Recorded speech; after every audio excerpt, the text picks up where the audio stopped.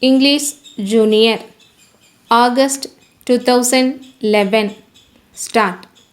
Sir, we had a general discussion on the supplementary demands sometime back, and now honorable members had another occasion to have a discussion on this particular demand. An honorable member said that it was not good to bring a second supplementary demand in the course of the year. Some time back, I explained the matter. It is easy for the government to put up our own demand in the original estimates. We could have done that, but we are trying to see that we get the approval of the House when certain schemes are sanctioned. If the expenditure is on a scheme newly taken up in the course of the year, then we say that it is new service. That is the procedure in regard to supplementary estimates. It is inevitable for government to move supplementary demands. Of course, members can ask us to come before the legislature before the scheme is actually implemented. But that is a different point.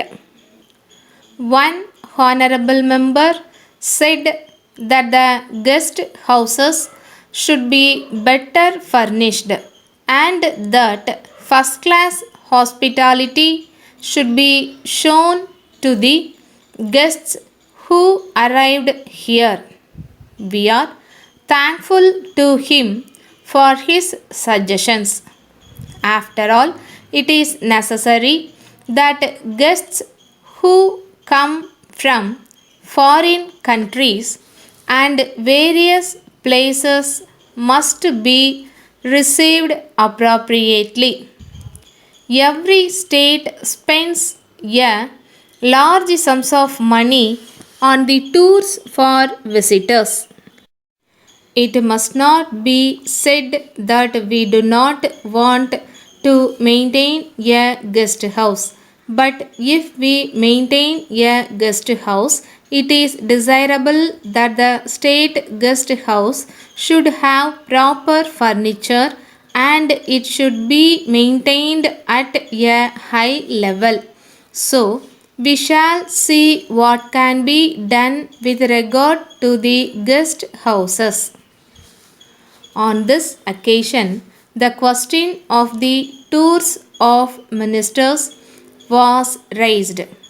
One honorable member said that we were not touring enough.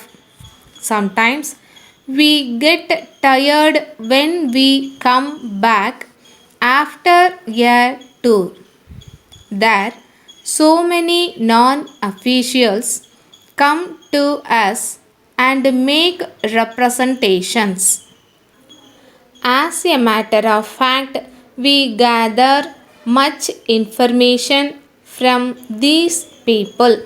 Otherwise, they could not be getting any chance to make any such representations to us at all. Of course, we are not carried away by what they say, and it is not as if we do not verify the facts given to us.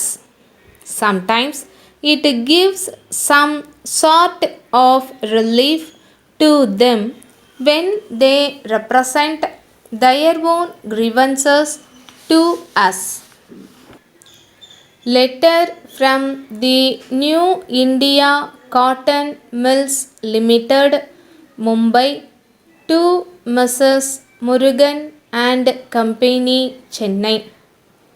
Dear Sirs, with reference to your letter of the 3rd instant, we are very sorry to have to ask for an extension of time to execute your order. As you know, the strike of the workers in our factory affected our business for a short time. However, we are glad to inform you that work has been resumed and we are making efforts to fulfill our contracts. But we are afraid that it will not be possible for us to effect delivery on 1st June.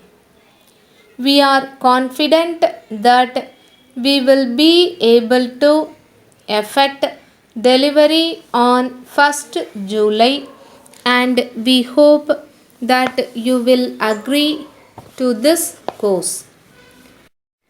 We hope you will realize that the delay is due to circumstances beyond our control, and we shall very much appreciate if you can reply by return of post, giving us this additional time.